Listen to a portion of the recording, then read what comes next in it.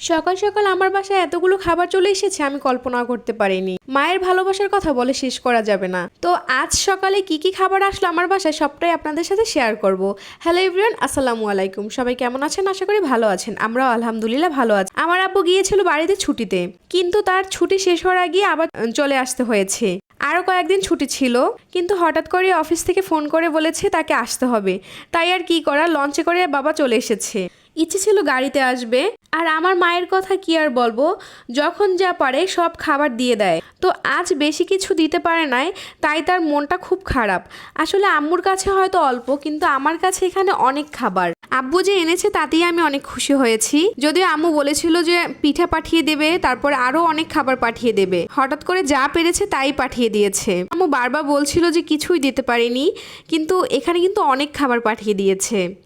কিছুদিন আগেও যখন আব্বু বাড়ি থেকে এসেছে তখন অনেক খাবার আম্মু পাঠিয়ে দিয়েছিল। বেশি দিন কিন্তু তাও হয়নি। আব্বু কিন্তু আমাদের বাসায় আসারও সময় পায়নি। রাফার বাবা গিয়ে এই খাবারগুলো নিয়ে এসেছে। আব্বু আসলে আসলে ভালোই হতো, রাফা অনেক খুশি হতো।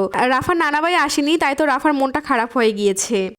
তো এই যে দেখেন অনেকগুলো এখানে মুড়ি পাঠিয়ে দিয়েছে আম্মু। এগুলো কিন্তু আমার আম্মু নিজের হাতে ভেজে তারপর পাঠিয়ে দিয়েছে। আর এই তো হাঁসের গোশত পাঠিয়ে দিয়েছে, আর রুটি পিঠা বানিয়ে পাঠিয়ে দিয়েছে। যদিও এগুলো বাসায় তারা খাবার জন্যই বানিয়েছিল, সেখান থেকে আমার জন্য পাঠিয়ে দিয়েছে। আর এই যে তরকারি রান্না করেও পাঠিয়ে দিয়েছে। মায়ের হাতে তরকারি দেখলেও শান্তি লাগে। কি যে মজা হয়েছে তরকারিটা। আর এই তো শীতের জনপ্রিয় শাক কলই শাক, এটাও রান্না করে পাঠিয়ে দিয়েছে। এখানে সবগুলো খাবারই আসলে তারা নিজেদের জন্য খেতে রান্না করেছিল। যখন আম্মু শুনেছে যে আব্বু চলে আসবে, ওখান থেকে কিছু খাবার আমার জন্য পাঠিয়ে দিয়েছে। আর এই তো জলপাইয়ের আচার দেখতে পাচ্ছেন, এগুলো আমার আম্মু পাঠিয়ে দিয়েছে। যখন শুনেছে যে আমি আচার দিতে পারিনি, তাই তো এগুলো আগে আচার দিয়ে রেখে দিয়েছিল। আর এগুলো কিন্তু আমার মায়ের হাতের আচার। সবসময় তো আমার মায়ের হাতের খাবার আপনাদের সাথে শেয়ার করি, আজ দেখাবো আমার বাবার হাতের আচার। এগুলো কিন্তু আমার বাবা নিজের হাতে আচার দিয়ে আমার জন্য নিয়ে এসেছে। আব্বু বাড়ি গিয়ে এই আচারগুলো দিয়েছিল, তারপরে আমার জন্য রেখে দিয়েছে। আর এই তো এখন সাথে করে নিয়ে এসেছে। আমার বাবার হাতের আচার এতটা মজা হয়, আপনারা না খেলে সেটা বুঝতেই পারবেন না। আচারগুলো দেখিয়ে অনেক শান্তি লাগছে। আচারগুলো কিন্তু খেতেও অনেক মজা হয়েছে। যদিও আমি আজ আচার বানিয়েছি, তাও আবার হাতের আচার খেতে অন্যরকম। আমার আব্বুর হাতের আচার বেস্ট। আর এই যে দেখেন শুধু কি খাবারই পাঠিয়েছে, রাফার নানি আপা তার জন্য ড্রেসও পাঠিয়ে দিয়েছে। সে তো ড্রেস পেয়ে খুব খুশি হয়েছে, পরে বসে আছে। আর তার ড্রেস দেখে তো আমার ছোটোবেলার কথা মনে পড়ে গিয়েছে। এভাবে কাপড় কিনে আম্মু আমাকে সুন্দর ডিজাইন দিয়ে ড্রেস বানিয়ে দিত। এরকম ড্রেস কে কে ছোটোবেলায় পরেছেন অবশ্যই জানাবেন। এই ড্রেসগুলো পরতে কিন্তু ভালোই লাগে। এখন আমরা বড় হয়ে গিয়েছি, এখন আম্মু নাতিদেরকে এই ড্রেসগুলো পরায়। আর সে কিন্তু এগুলো নিজে পছন্দ করে কিনে নিয়ে আসে, আবার নিজেই ডিজাইন দিয়ে থাকে। নাতিদের নিয়ে কি করবে সেই চিন্তা সারাক্ষণ তার। শুধু কিন্তু রাফারই না, তোয়ার জন্য ড্রেস বানাতে দিয়েছে, কিন্তু তোয়ার ড্রেসটা বানানো হয়নি, তাই আর পাঠাতে পারেনি। তাই তো আম্মুর অনেক মন খারাপ যে তোয়ার জন্য পাঠাতে পারেনি। তোয়ার ড্রেস পাঠাতে পারলে অনেক ভালো লাগতো তার কাছে।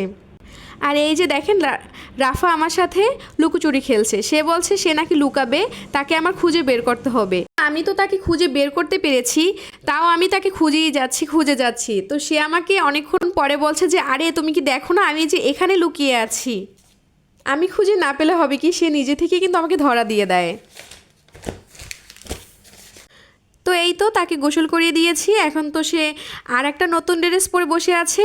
মাশাআল্লাহ, তাকে কিন্তু খুব সুন্দর লাগছে। ড্রেসগুলো খুব সুন্দর হয়েছে বানানো। এই ড্রেস পেয়ে তো সে অনেক খুশি হয়েছে।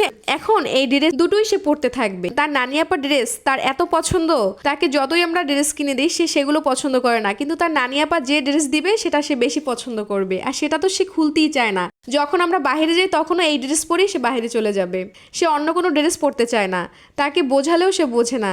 তার নাকি এই ড্রেসই অনেক পছন্দ, তাই তো তার নানি আপা আরও এই যে পাঠিয়ে দিয়েছে বানিয়ে। তো এই তো দেখেন ক্রিম, তাদের ক্রিমের কি অবস্থা করেছে তারা। এভাবে ক্রিমের 12টা বাজিয়ে দেয়। কোনো রকম কষ্টে পেঁচিয়ে রেখে দিয়েছি। এই কাজগুলোই তারা করে সারাক্ষণ। কি আর করবে, তাদের তো একটা না একটা কাজ করতে হবে, তাই না? এই জন্য তারা এভাবে কাজ করতে থাকে। কিভাবে কি নষ্ট করবে সেই চিন্তায় তারা দুই বোন থাকে। তো এতক্ষণ তো আমার বাবার আচার আপনাদেরকে দেখিয়েছি। বাবার মেয়েও কিন্তু আচার বানাতে পারে, তাই বাবার মেয়েরও আচার দেখাবো। তো চলেন, যদিও আমি ওরকম আচার বানাতে পারি না, তাও চেষ্টা করি। তো এই তো চলে এসেছি আচার বানাতে। আজ কিন্তু এই মশলাগুলো আমার লাগবে আচার বানাতে। সবকিছু একটা প্লেটে করে নিয়ে নিয়েছি। কি ভেবেছেন জিরার গুঁড়োও দেব? না, জিরার গুঁড়ো দেব না। আসলে রাফার বাবাকে বলেছিলাম জিরা আনতে, সে এই যে জিরার গুঁড়ো এনেছে। তো পরে আবার জিরাও নিয়ে এসেছে। তাকে একটা বললে সে আবার অন্য একটা নিয়ে আসে, তার কিছুই মনে থাকে না। আমার মতোই অবস্থা, আমারও কিছু মনে থাকে না, তারও কিছু মনে থাকে না। আর এই তো দেখেন বিট লবণ নিয়েছি, বিট লবণ দিলে কিন্তু একটু আচারের টেস্টটা ভালোই আসে। তো এই তো এখন আমি সব কিছু ভেজে নেব, একটা তাওয়ায় করে সব কিছু ভেজে নিচ্ছি। এটাকে আমরা তাওয়া বলি, আপনারা কি বলেন অবশ্যই জানাবেন। আর এই তো সবচেয়ে বেশি যেটা জরুরি সেটা হলো সরিষার তেল। সরিষার তেল না হলে কিন্তু আচার হবেই না, তাই তো আমি এখানে বাটিতে করে সরিষার তেলও নিয়ে নিলাম। আচারটা যখন বানাচ্ছিলাম পুরো বাসাটা আমার আচারের স্মেলে ভরে গিয়েছে।